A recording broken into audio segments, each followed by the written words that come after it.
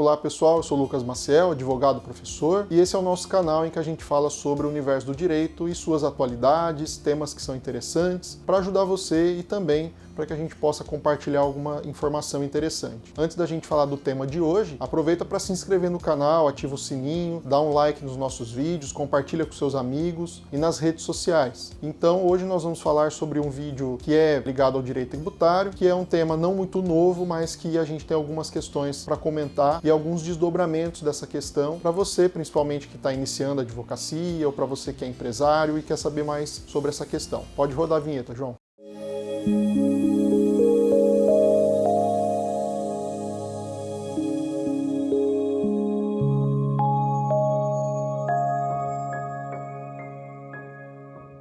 Bem, pessoal, como a gente antecipou, hoje nós vamos falar um tema bem técnico da área do direito tributário, que é uma questão não muito atual, já vem há muitos anos sendo discutida, o Supremo Tribunal Federal já analisou essa questão, mas ainda tem algumas repercussões. Em decorrência desse tema, surgiram também alguns desdobramentos, algumas teses que são suplementares a ela e, portanto, achei interessante comentar aqui no vídeo com vocês para que a gente possa aí passar essas informações e, quem sabe, ser o caso aí de alguém conhecido seu que possa, de alguma forma, se beneficiar com essa questão. Nós estamos falando hoje sobre o tema da exclusão do ICMS da base de cálculo do PIS e da COFINS. Nós sabemos que a regra geral de todos os tributos é que um tributo não pode incidir sobre o outro, tendo em vista que nós temos que ter uma neutralidade, sob pena de haver aí, de alguma forma, um enriquecimento sem causa do ente político. Se a União cobra um tributo que dentro da sua própria base tenha outro imposto, obviamente que isso vai gerar um enriquecimento sem causa, porque esse recurso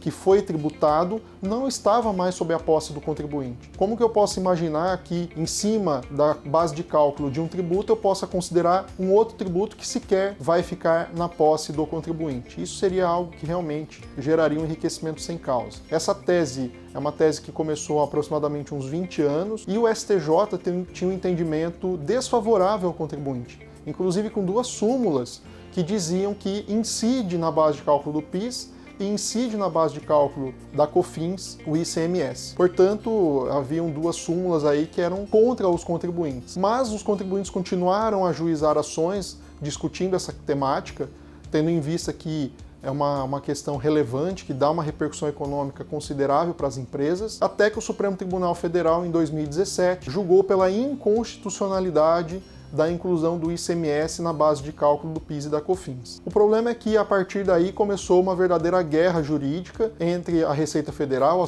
a Procuradoria e os contribuintes, no sentido de dar, de alguma forma, o alcance para essa temática. E aí a Procuradoria ajuizou embargos de declaração que ainda estão pendentes de julgamento e, portanto, a gente ainda não sabe de que forma esse cálculo efetivamente vai se proceder, levando em consideração algumas questões, como a COSIT e alguns outros aspectos do cálculo que são temas mais técnicos, ou também a questão de quais contribuintes poderão ou não se beneficiar com essa tese, exatamente falando da questão da modulação dos efeitos que essa decisão pode vir a ter. Esse assunto estava pautado em 2020 para que fosse julgado, mas em decorrência da pandemia, o Supremo Tribunal Federal tirou isso de pauta e não colocou mais como um assunto a ser julgado.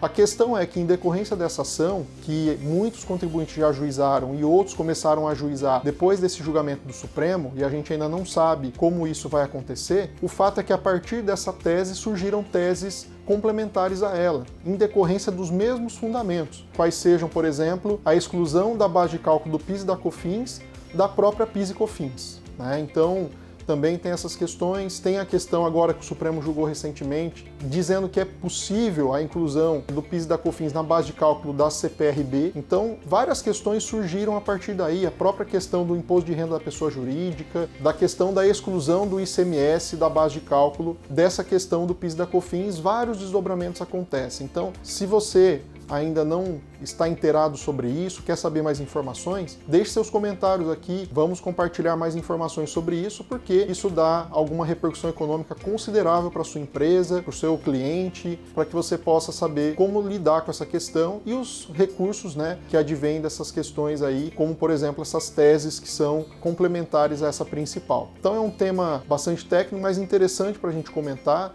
e ficar acompanhando aí o que o Supremo Tribunal Federal vai dizer com relação à modulação dos efeitos e com relação a como vão ser feitos esses cálculos. deixe seus comentários e o like, e a gente se fala nos próximos vídeos. Um abraço!